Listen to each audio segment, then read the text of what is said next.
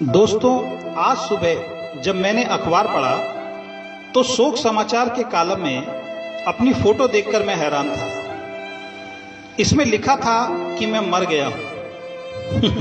लगता है किसी ने कोई भद्दा मजाक किया है। लेकिन रुको, थोड़ा सोचता हूं।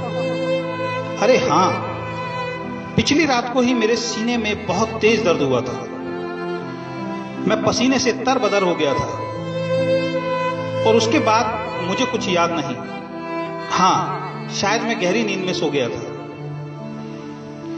अरे सुबह के 8 बज गए हैं। लगता है आज ऑफिस में फिर लेट हो जाऊंगा। आज फिर चिड़चिड़े बॉस का भाषण सुनना पड़ेगा। पर यह क्या, मेरे ड्राइंग रूम में से इतने लोगों की आवाजें क्यों आ रही हैं? अरे यहां तो बहुत भीड़ है। ये सब लोग रो क्यों रहे हैं? ये क्या, मेरा शरीर सफेद कपड़ों में लिपटा जमीन पर क्यों पड़ा है?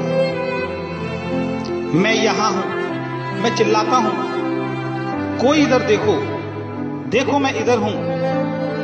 पर यह क्या, कोई ध्यान क्यों नहीं दे रहा? ना ही कोई मेरी आवाज सुन पा रहा है। हर कोई बस रोती हुई आंखों से मेरे शरीर को देख रहा है। मैं अपने कमरे में वापस आ जाता हूं। बाहर कोहराम मचा हुआ है। ये क्या, मेरी बीवी रो रही है? वो बहुत दुखी और उजड़ी सी दिख रही है। मेरे बेटे और बेटी भी रो रहे हैं। मेरी मां भी जोर जोर से रो रही है। लगता है मैं मर गया हूं। नहीं, मैं कैसे मर सकता हूं? अपनी बेटी और बेटे से यह कहे बगैर कि मैं उनसे बहुत प्यार करता हूं और मैं उनका बहुत ख्याल रखता हूं।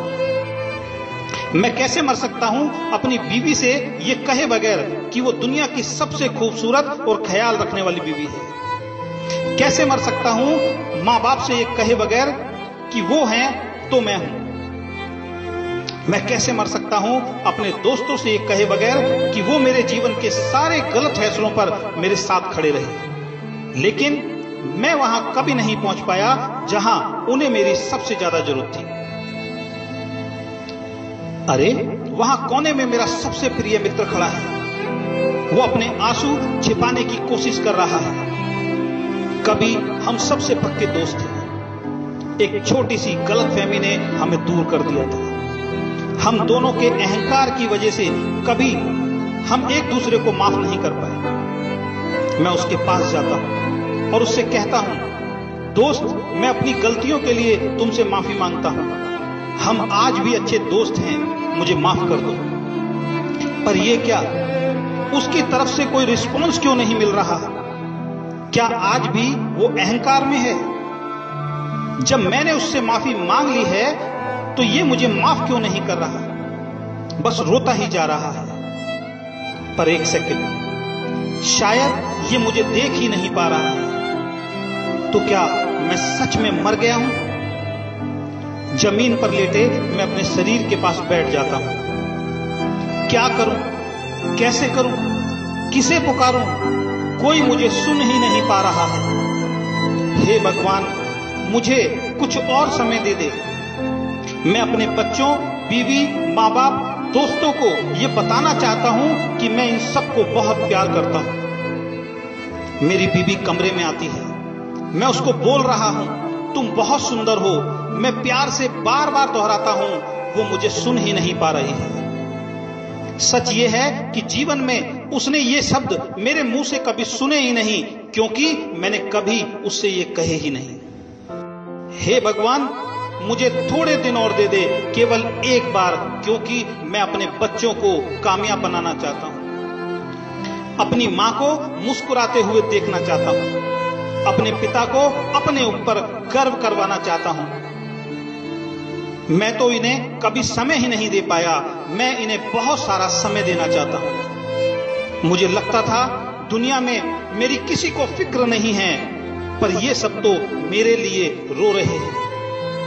मैं इन सब का धन्यवाद करना चाहता हूं। मैंने ऊपर देखा और चिल्लाया, भगवान प्लीज प्लीज प्लीज मुझे एक मौका और दे दो।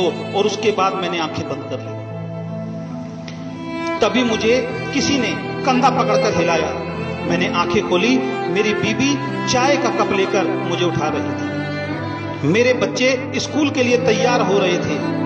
माँ और पिताजी की पूजा करने की आवाज दूसरे कमरे से आ रही थी। मेरी आंखों में खुशी के आंसू आ गए। मैंने लंबी सांसें ली और अपनी पत्नी को गले से लगा लिया और कहा, तुम मेरा ख्याल रखने वाली दुनिया की सबसे हसीन बीवी हो, मैं तुम्हें बहुत प्यार करता हूं।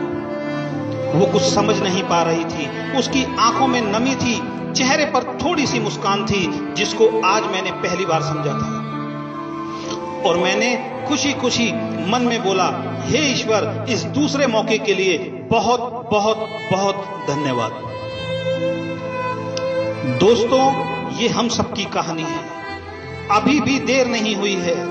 अपने झूठे अहंकार, अतीत के पुराने विवाद और मतभेदों को बुलाकर अपने प्रियजनों और मित्रों से खुलकर प्यार करो और सभी झगड़ों और मन मुटाव को भुलाकर एक नए जीवन की शुरुआत करो, क्योंकि मेरी तरह आपको दूसरा मौका शायद नहीं मिलेगा। जिसने भी ये कहानी लिखी उसको बहुत बहुत धन्यवाद, और जिसने मुझे व्हाट्सएप पे ये कहानी भेजी उसको भी बहुत बहुत धन्यवाद। अगर आपको ये कहानी अच्छी लगी तो ज्यादा से ज्यादा अपने मित्रों को शेयर करें।